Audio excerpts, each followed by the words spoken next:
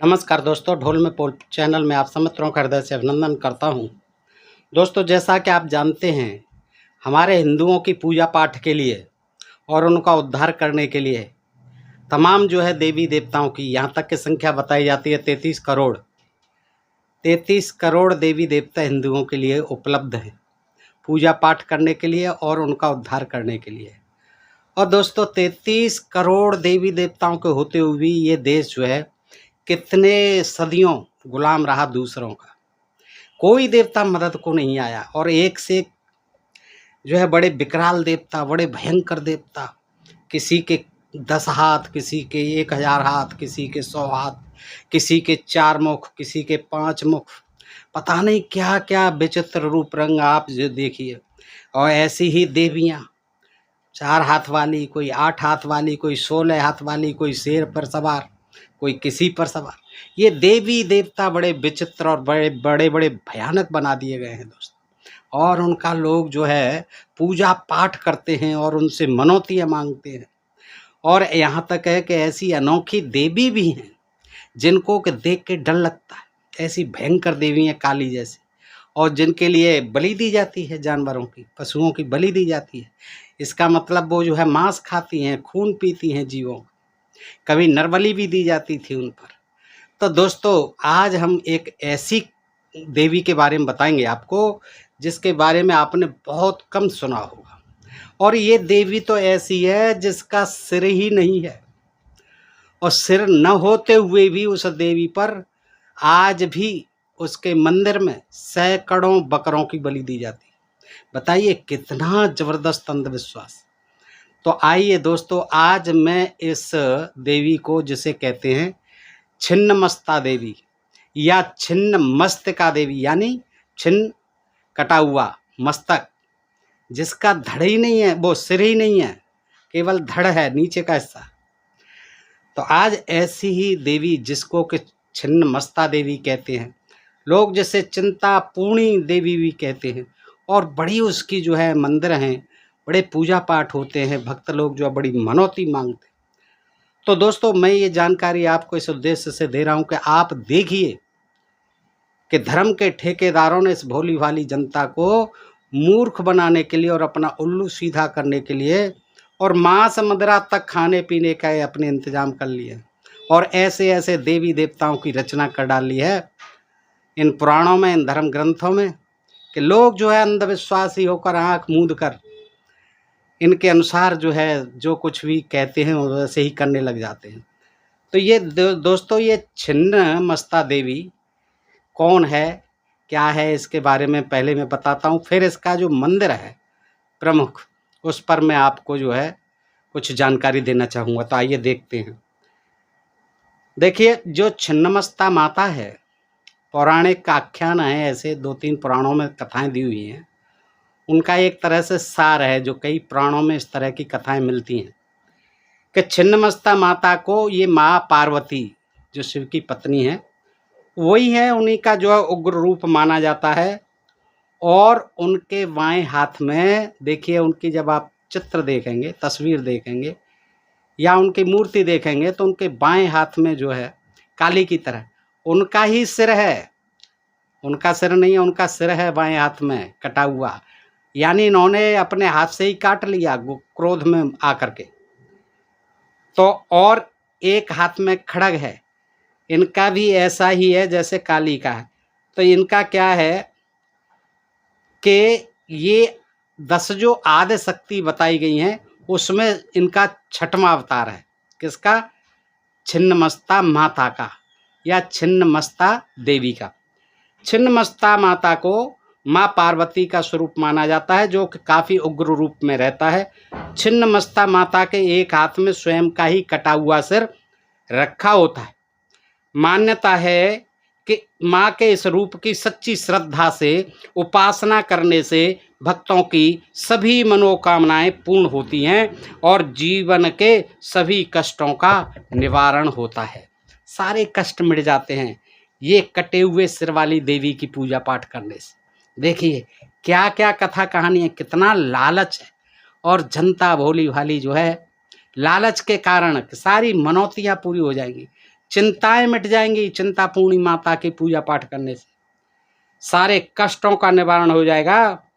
तो ऐसी है ये छिन्नमस्ता माता। और इसके बारे में कहा जाता है कि एक बार पार्वती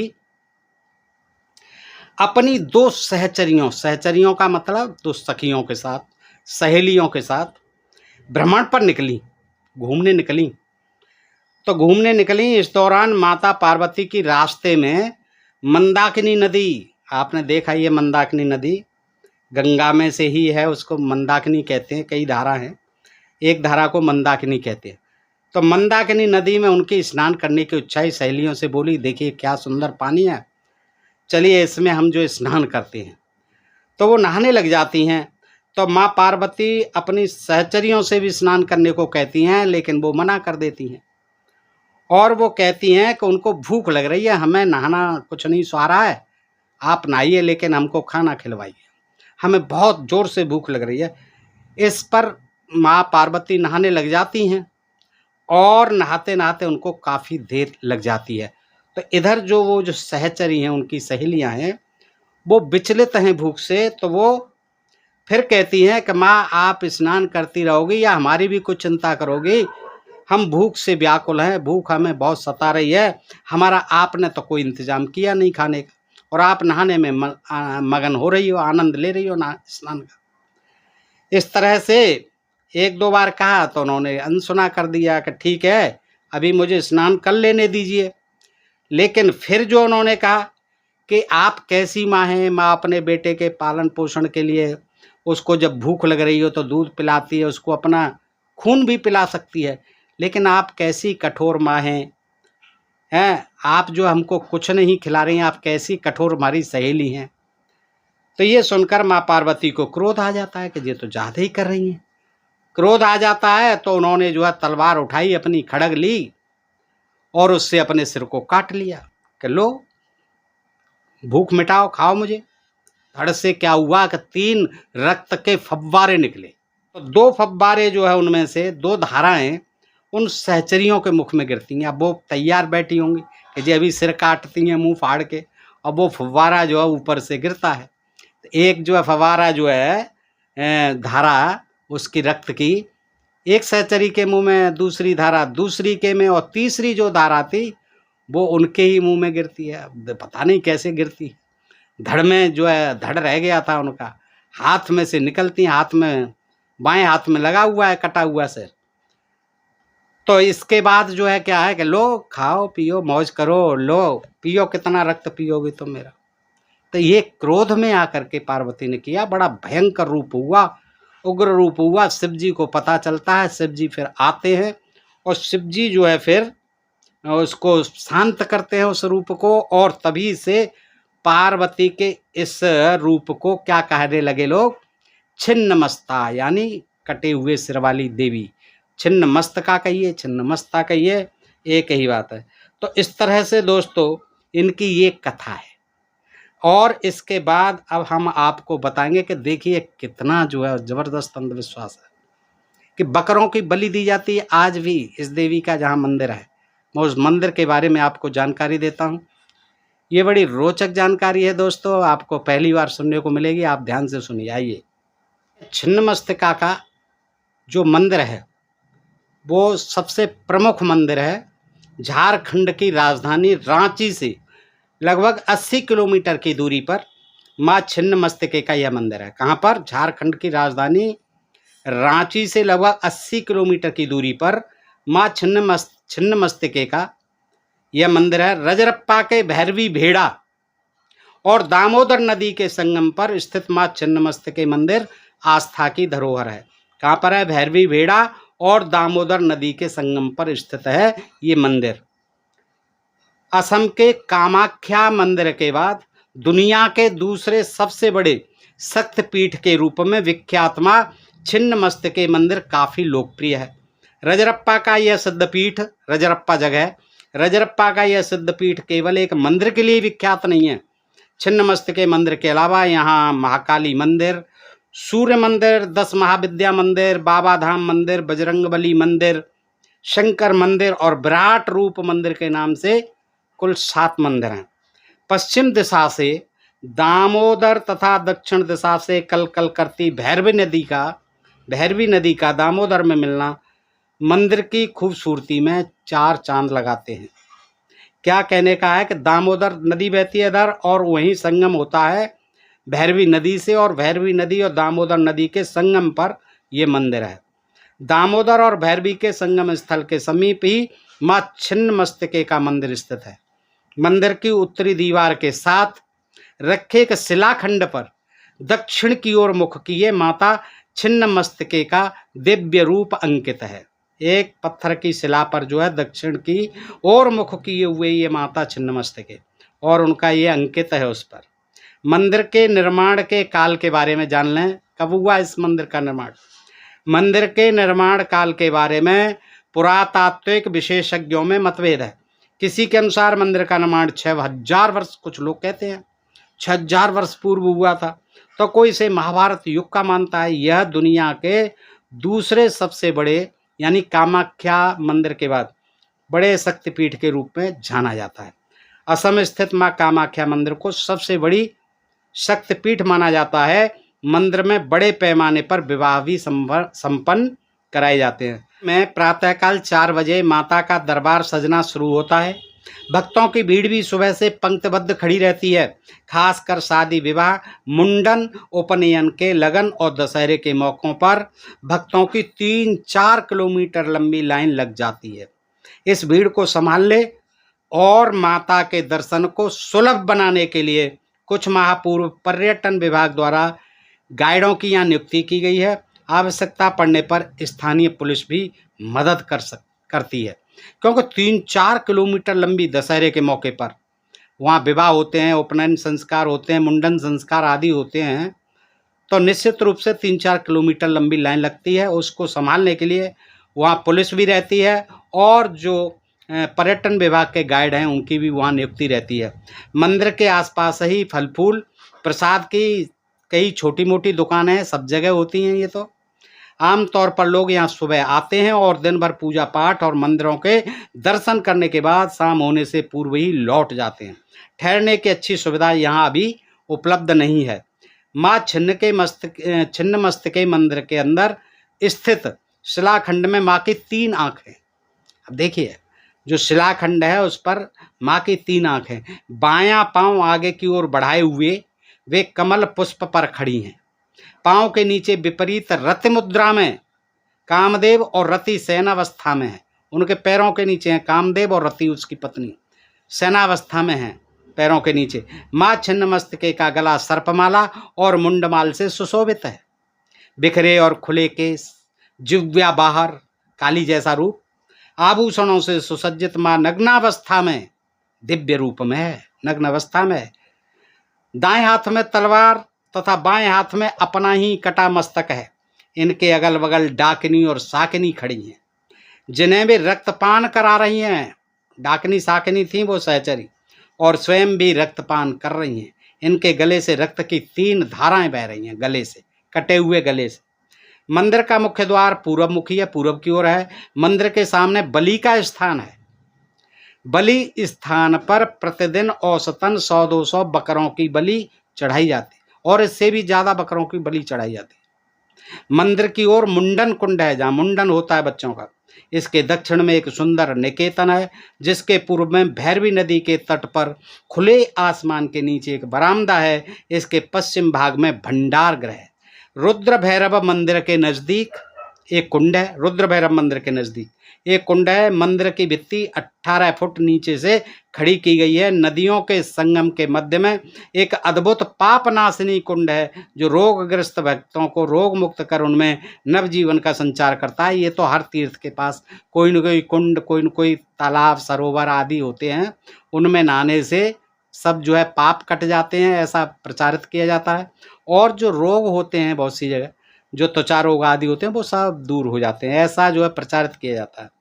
तभी लोग जो है भीड़ उमड़ती है। यहाँ मुंडन कुंड, चेताल के समीप ईशान कोण का यज्ञ कुंड, वायु कोण कुंड, अग्नि कोण कुंड जैसे कई कुंड हैं। दामोदर के द्वार पर एक सीढ़ी है। इसका निर्माण 22 मई 1972 को संपन्न हुआ था। इसे तांत्रिक घाट कहा जाता है। जो 20 फुट चौड़ा और 208 फुट लंबा है। यहाँ से भक्त दामोदर में स्नान कर मंदिर में जा सकते हैं। दामोदर और भैरवी नदी का संगम स्थल भी अत्यंत मनोहारी है। भैरवी नदी स्त्री मानी जाती है, जबकि दामोदर पुरुष। दामोदर नदी पुरुष मानी जाती है और भैरवी जो है नदी क्या मानी जाती है, स्त्री। संगम स्थल पर भैरवी नदी ऊपर से नीचे की ओर दामोदर नदी के ऊपर गिरती है। कहा जाता है कि जहाँ भैरवी नदी दामोदर में गिरकर मिलती है, उस स्थल की गहराई अब तक किसी को पता नहीं है। तो माँ छिन्नमस्तिके की महिमा की कई पुरानी कथाएं प्रचलित हैं, किंवदंतियाँ हैं, तमाम तरह की जो पौराणिक कथाएं हैं।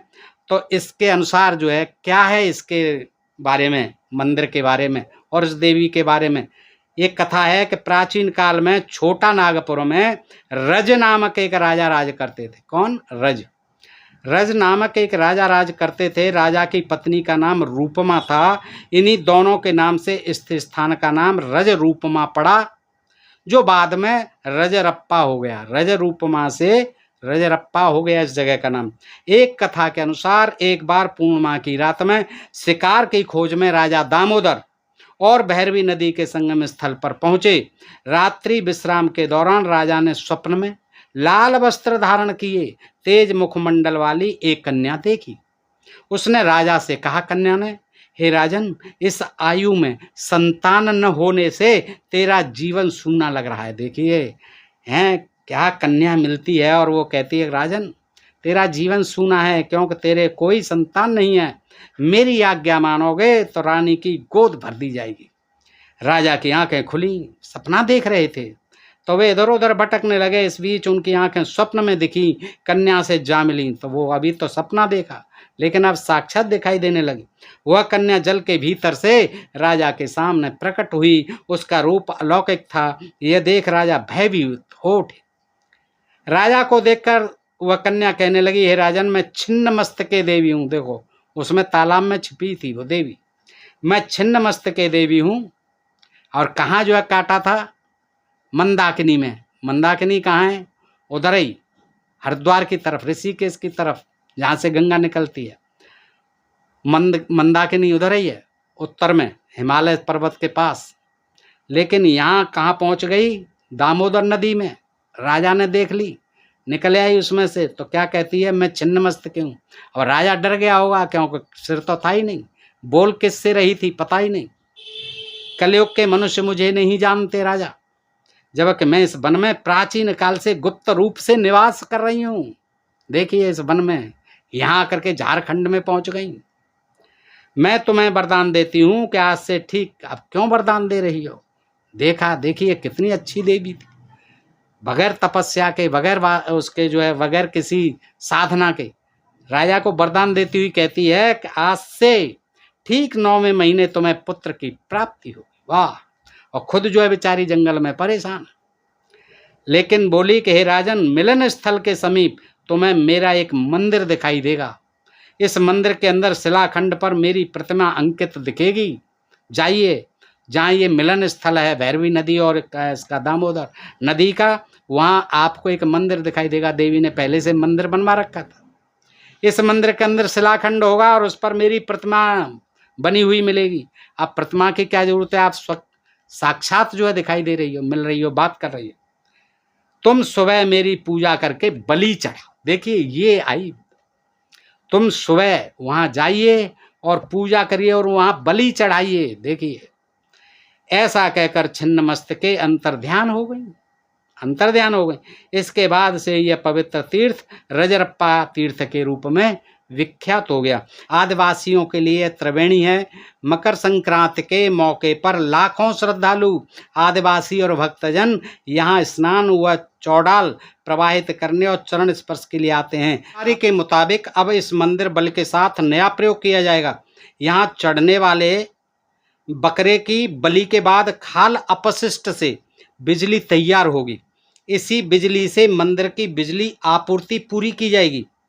देखिए इतने बकरे कटते हैं और उसका जो प्रदूषण होता है नदियों में वो रोका जाएगा और उससे बिजली तैयार की जाएगी। इसी बिजली से मंदिर की बिजली की आपूर्ति पूरी की जाएगी।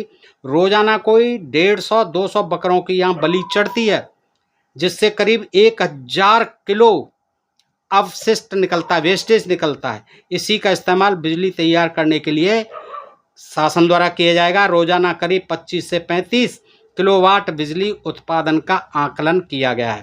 शासन क्या कर रहा है कि वहाँ जिला प्रशासन जो है पशु देने वाले जो लोग हैं उन हर श्रद्धालु को एक टोकन देगी।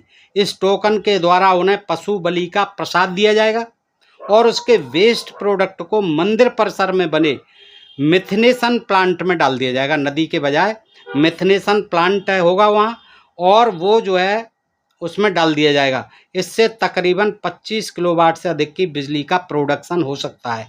इससे मंदिर परिसर में लाइट के लिए प्रयोग होने वाले बिजली में किया जाएगा। मंदिर में रोजाना बड़ी मात्रा में श्रद्धालु फूल चढ़ाते हैं, उनका भी सदुपयोग होगा। उस फूल से अगरबत्ती बनाने की योजना है।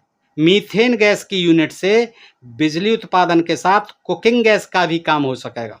अपशिष्ट के इस इस्तेमाल से नदी भी प्रदूषित होने से बचेंगी, क्योंकि अपशिष्ट का बड़ा हिस्सा नदी में डाला जाता था। तो ये भी देखिए कि किस तरह से कितने जानवरों की बलि दी जाती है। 100, 150, 200 रोजाना बकरे कटते हैं और उनके मांस को देवी देवताओं के नाम पर खाया जाता है। छिन्न मस्तका देवी बेचारी, जिसका सिर ही नहीं है, वो क्या खाएगी? आप सोचिए दोस्त। और क्या कहानी बना दी है, जिसका सिर ही नहीं है, सिर हाथ में है कटा हुआ है। काली के तो हाथ में चलो दूसरे किसी दैत्य आदि का है, लेकिन इनके हाथ में तो अपना ही सिर है और वो उस पर इतने बकरे, बताइए कहाँ से खाएगी वो देवी?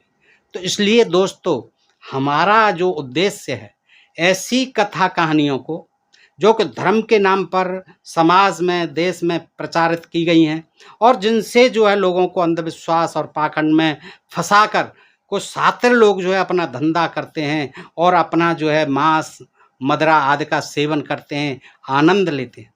तो दोस्तों, इनसे निकलना चाहिए। जनता को अब सद्बुद्धि आनी चाहिए कि आज विज्ञान का युग है और ऐसी देवी और देवताओं की कोई हमें ज़रूरत नहीं है। सब काम करें, अपना अपना जो काम करने का है मेहनत करें, परिश्रम करें। हैं, प्रकृति ने हाथ दिए हैं हमारे लिए, काम करिए। और इन देवी देवताओं की पूजा पाठ से अपनी मनौतियों को मानने से कोई लाभ नहीं होने वाला है। वो देवता खुद ही निरीह हैं, जिनका सिर नहीं है, वो क्या करेंगे और इतने जीवों को खा जाते हैं रोजाना। तो दोस्तों, ये देखिए क्या क्या कहानियां हैं। इनका उद्देश्य जो हमारा यही है कि जनता जागरूक हो, सावधान हो और अंधविश्वास मुक्त भारत का निर्माण हो, वैज्ञानिक भारत का निर्माण हो। तो बताइए जानकारी आपको कैसी लगी? अच्छी लगी हो तो मित्रों में भी अधिकाधिक शेयर करें दोस्तों। और एक ही अनुरोध कि जिन मित्रों ने अभी तक सब्सक्राइब नहीं किया है अपने चैनल को और उन्हें लगता है कि हम आपके लिए कुछ न कुछ ऐसी जानकारी लाते हैं जो कि न केवल आपके लिए बल्कि आपके पड़ोसियों के लिए, आपके घर परिवार के लिए, आपके समाज के लिए और हमारे देश के लिए जो बहुत आवश्यक है। तो दोस्तों, फिर सब्सक्राइब करिए और सब्सक्राइब करके इस फैमिली को बढ़ाइए। जो ढोल में फूल फैमिली है उसको बढ़ाइए, तभी हमारा जन कल्याण होगा, क्योंकि हमारा जो उद्देश्य है उस मिशन में हम तभी कामयाब होंगे। तो दोस्तों, फिर मिलते हैं ऐसी किसी जानकारी के साथ अगले वीडियो में। तब तक आप सभी मित्रों का हृदय से आभार, नमस्कार, जय हिंद, जय भारत दोस्तों।